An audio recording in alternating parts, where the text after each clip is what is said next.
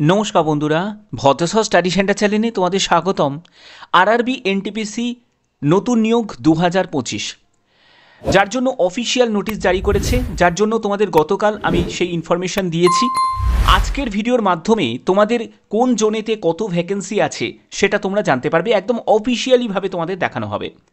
ভিডিওটা প্রত্যেকের জন্য খুব গুরুত্বপূর্ণ হতে চলেছে, আর তোমরা জানো যে আমি প্রতিদিন তোমাদের কাছে অথেন্টিক নতুন নতুন আপডেটগুলো প্রোভাইড করে থাকি। আর এরকমই যদি গুরুত্বপূর্ণ আপডেট পেতে চাও তাহলে অবশ্যই বলবো চ্যানেলটিকে সাবস্ক্রাইব করে রাখো, বেল আইকনটাকে অল করে রাখো। তো চলো মূল যে নোটিফিকেশানে সেখানে চলে যাচ্ছে। তো দেখো, government of India ministry of railway বোর্ডের তরফ থেকে যে নোটিশ তোমাদের জারি হয়েছে, সেই নোটিশের সাথে তোমাদের ভ্যাকেন্সি টেবিলও কিন্তু তারা জারি করেছে। ভ্যাকেন্সি টেবিলটা তো যদি তুমি দেখো, অ্যাপ্রুভ ভ্যাকেন্সি এনটিপিসি গ্র্যাজুয়েটের জন্য কোন জোনেতে কত কি ভ্যাকেন্সি আছে সেটা দেখে নাও। দেখো, এখানে junior account assistant cum typist accounts পোস্টের জন্য তোমাদের কত কি ভ্যাকেন্সি আছে। যদি তুমি কলকাতাতেই আবেদন করতে চাও, মানে ইস্টার্ন রেলওয়েতে আবেদন করতে চাও, আমি ইস্টার্ন রেলওয়েটা বলছি, তোমরা পাশাপাশি যেগুলো তোমরা দেখতে পাচ্ছ যে তোমাদের সম্পূর্ণ জোন ওয়াইজ ব্যাপারটা কিন্তু ভাগ করা আছে, ঠিক আছে। তো যদি তুমি ইস্টার্ন রেলওয়েতে যদি তুমি অ্যাপ্লাই করতে চাও, এখানে 128টা মতো আছে। শুধু junior accounts assistant cum typist ভালোই কিন্তু শূন্যপদ আছে। তারপরে দেখো সিনিয়র ক্লার্ক কাম টাইপিস্ট, এখানে 108টি মতো শূন্যপদ আছে। এবারে কিন্তু সুপারভাইজার পোস্টের জন্য কিন্তু ইস্টার্ন রেলওয়েতে কোনো শূন্যপদ থাকছে না। গুডস ট্রেন ম্যানেজারের জন্য 600টি মতো শূন্যপদ আছে, ভালোই কিন্তু শূন্যপদ দিয়েছে ইস্টার্ন রেলওয়েতে।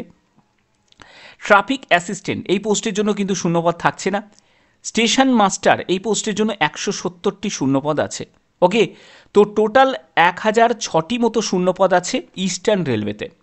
ওকে, এবার তুমি তোমার পছন্দ মতো যে কোনো তুমি রেলওয়েতে আবেদন করতে পারো।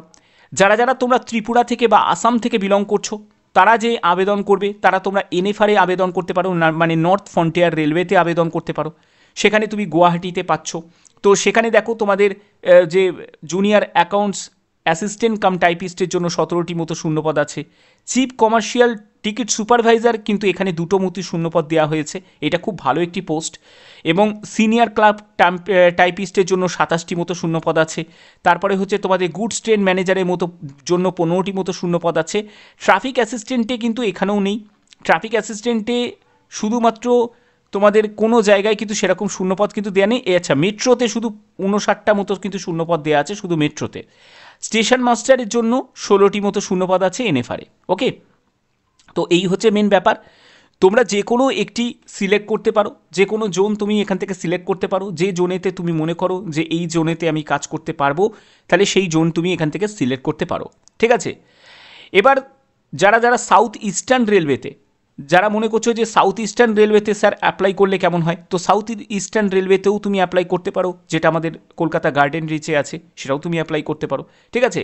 ম্যাক্সিমাম ক্যান্ডিডেট তারা কিন্তু ইস্টার্ন রেলওয়েতেই আবেদন করবে, এটাই কিন্তু স্বাভাবিক, কারণ ইস্টার্ন রেলওয়েতে তুমি যদি অন্যান্য যদি জোনগুলো দেখো তার তুলনায় ইস্টার্ন রেলওয়েতে এবারে কিন্তু ভ্যাকেন্সি ভালো দিয়েছে, ঠিক আছে।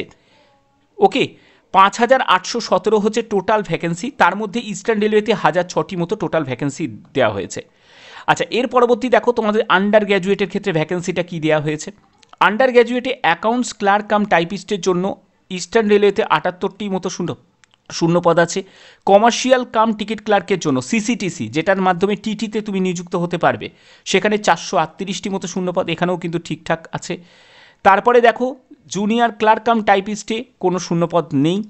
ওকে, তারপরে ট্রেন্স ক্লার্কের জন্য 15টি মতো শূন্যপদ, 531টি মতো শূন্যপদ। যতগুলো জোন আছে তার মধ্যে কিন্তু শূন্যপদ ভালো আছে ইস্টার্ন রেলওয়েতে 531টি, ঠিক আছে। ভ্যাকেন্সি সাপেক্ষে শূন্যপদ বেশি দেওয়া হয়েছে, সেটা কিন্তু ইস্টার্ন রেলওয়েতে। তো বোঝাই যাচ্ছে যে ইস্টার্ন রেলওয়েতে আবেদনটাও সেরকম বেশিই পড়বে। ওকে, তো এই হচ্ছে তোমাদের মেন ব্যাপার। আর তোমাদের কালকের আমি নোটিশটাই তোমাদের দেখিয়ে দিয়েছিলাম যে তোমাদের এখানে ভ্যাকেন্সির ডিটেলসটা তোমরা দেখেই নিয়েছো, কারণ আমি তোমাদের সঙ্গে সঙ্গে আমি যে আপডেটটা পেয়েছি দিয়ে দিয়েছি তোমাদের। এবং এখানে তোমাদের কোন পোস্টের জন্য কত টোটাল যে শূন্যপদ সেগুলো কিন্তু দেওয়া হয়েছে, তোমরা দেখেই নিতে পারছো। এবং তোমাদের আন্ডার গ্র্যাজুয়েটের জন্য তোমাদের অনেকেরই একটা প্রশ্ন যে স্যার আমাদের কোয়ালিফিকেশান কী লাগবে, আমরা কি কোভিডের জন্য কি কোনো রিল্যাক্সেশন পাবো। তো কোভিডের জন্য যে তোমরা 3 বছর যে 2024-এর যে রিল্যাক্সেশনটা পেয়েছো সেটা কিন্তু আর পাবে না, আগেই বলে রাখছি। এখানে কিন্তু এজ লিমিট তোমার 18 থেকে 30 বছর আন্ডার গ্র্যাজুয়েটের জন্য। যারা যারা SC ST ক্যান্ডিডেট থাকবে তারা বয়সে 5 বছর ছাড় পাবে, আর OBC যারা থাকবে তারা বয়সে 3 বছর ছাড় পাবে। এছাড়া যারা PWBD ক্যাটাগরি থেকে তোমরা সম্পূর্ণ ক্যাটাগরি ওয়াইজ এখানে রিল্যাক্সেশন পাবে, অসুবিধা নেই। কিন্তু এজ লিমিট তোমাদের যেটা থাকবে সেটা 18 থেকে 30 বছর। ওকে, আন্ডার গ্র্যাজুয়েটের পরে তোমাদের আসছে গ্র্যাজুয়েটের জন্য। গ্র্যাজুয়েটের জন্য তোমাদের যোগ্যতা তোমরা জানো, গ্র্যাজুয়েশন যোগ্যতা প্রয়োজন, এবং আন্ডার গ্র্যাজুয়েটের জন্য উচ্চ মাধ্যমিক যোগ্যতা প্রয়োজন। সেটা ব্যাপারে তোমাদের অলরেডি আমি বলেও দিয়েছি। আন্ডার গ্র্যাজুয়েটের জন্য কিন্তু কোনো রিল্যাক্সেশন তোমরা পাবে না, মানে তোমাদের 3 বছরে যে ছাড়টা দেওয়া হয়েছিল কোভিডের জন্য সেটা কিন্তু আর পাবে না। এখানে তোমাদের এজ আগের মতোই হয়ে যাবে, অর্থাৎ 18 থেকে 33 বছর হয়ে যাবে। বোঝা গেল? এবং এখানেও কিন্তু সেই সেম SC ST যদি হয়ে থাকো তাহলে 5 বছর যুক্ত করে নেবে, মানে 18 থেকে 38 বছর হয়ে যাবে এজ লিমিট। আর তুমি যদি OBC ক্যান্ডিডেট হয়ে থাকো তোমার ক্ষেত্রে হয়ে যাবে 18 থেকে 36 বছর। তুমি যদি PWBD ক্যাটাগরি থেকে হয়ে থাকো তাহলে তোমাদের ক্ষেত্রেও সেরকম 10 বছর, 15 বছর, 13 বছর এরকম রিল্যাক্সেশন ক্যাটাগরি ওয়াইজ পেয়ে যাবে। ঠিক আছে? সব পোস্টের মধ্যে সবথেকে ভালো পোস্ট যেটা কমার্শিয়াল ডিপার্টমেন্টের সেটা হলো সুপারভাইজার, বাদবাকি সব পোস্টই ভালো। ঠিক আছে? টপ লেভেলের পোস্ট আছে, যেমন হচ্ছে স্টেশন মাস্টার, এটা তোমাদের লেভেল 6 লেভেলের পোস্ট আছে। তারপরে এটাও হচ্ছে তোমাদের লেভেল 6 পোস্ট আছে। ঠিক আছে? এই সব পোস্টগুলোর ক্ষেত্রে বেতন লেভেলটা ভালো আছে। ঠিক আছে? এবং তোমাদের অন্যান্য সুযোগ সুবিধাগুলোও পেয়ে যাবে, কাজের চাপটা বেশি থাকবে। তারপরে তোমরা যদি মনে করো আমরা ক্লারিক্যাল পোস্টে কাজ করতে চাও তাহলে তোমাদের junior accounts assistant cum typist এই পোস্টগুলোকে সিলেক্ট করতে পারো, সিনিয়র ক্লার্কগুলোকে সিলেক্ট করতে পারো। ঠিক আছে? তো অর্থাৎ তুমি তোমার মেডিকেল স্ট্যান্ডার্ড অনুযায়ী তোমরা পোস্ট সিলেক্ট করবে।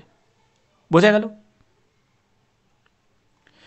তো আশা করছি ভিডিওর মাধ্যমে প্রত্যেকটা ব্যাপার তোমাদের কাছে তুলে ধরতে পারলাম। ভ্যাকেন্সি টেবিলে ভ্যাকেন্সি দেখতেই পাচ্ছ যে ভ্যাকেন্সি তোমাদের এরকমই কিন্তু দেওয়া হয়েছে, এবং এটা কিন্তু অ্যাপ্রুভ ভ্যাকেন্সি, অর্থাৎ এই ভ্যাকেন্সিটাই কিন্তু তোমাদের আসছে। ওকে, এবং এর জন্য তোমরা আপডেট বা তোমাদের এরপরে একটা শর্ট নোটিফিকেশান জারি হবে, কারণ তোমরা জানো একটা ইনডেন্টিভ নোটিফিকেশান জারি হওয়ার পরে একটা শর্ট নোটিফিকেশান জারি হয়। ঠিক আছে? যেটা এমপ্লয়মেন্ট গেজেটে নোটিফিকেশানটা আসবে, সেখানেই তোমাদের ডেটটা মেনশন করা থাকবে যে কোন ডেট থেকে তোমরা অ্যাপ্লাই করতে পারবে, সেটা তোমাদের মেনশন করা থাকবে। এবং যদি তোমাদের এক্স্যাক্ট বলতে হয় কোন ডেট থেকে তোমাদের আবেদন শুরু হবে বা নোটিফিকেশান কবে জারি হবে, তার জন্য তোমাদের অপেক্ষা করতে হবে অক্টোবরের এন্ড পর্যন্ত। ঠিক আছে?